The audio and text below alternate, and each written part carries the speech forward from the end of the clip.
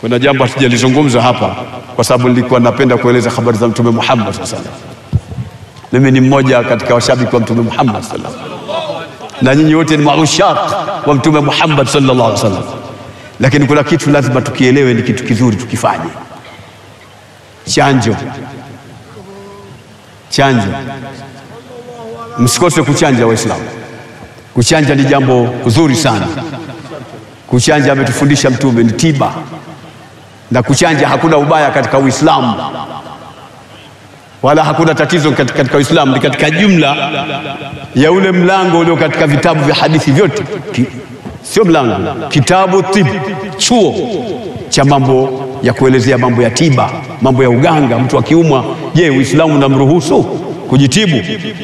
Mtume amesema tadawau ibadallah fa inna Allah lam yadha da'an illa wada'a lahu dawa alimahu man alima wa jahilahu man jahila.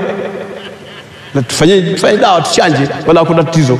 Wala tusichukue maneno ya watu wasiokuwa na fikra nzuri tukakataa kuchanja, tukaona si jambo zuri na nini. Ukichanja, ukiweka glopu inawaka. Sawa, walimu walio ndani ya mitandao hatuoni katika madarasa na sehemu mbalimbali, ni walimu wa kuwafuata hao. Kuna sharti katika kumfuata mwalimu, maneno yake kuna sharti. Kwa hiyo tuchanjeni Waislamu, hakuna ubaya katika kufanya hivyo. Tutazungumza sana katika baraza la Maulidi inshallah kesho. Wallahu waliyu tawfiq. Wa assalamu alaykum wa rahmatullahi wa barakatuh.